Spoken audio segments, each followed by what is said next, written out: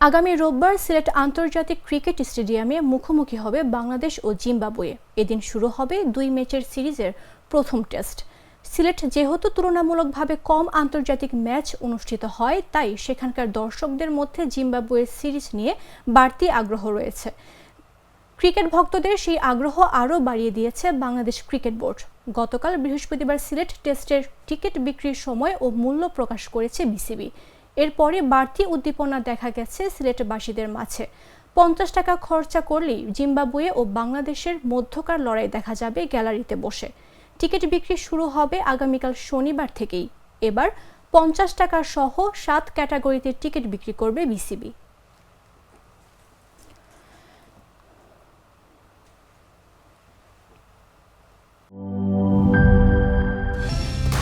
Colour expert, George sap এবং mild on hands technology সমৃদ্ধ Orix crystal wash আপনার laundry expert.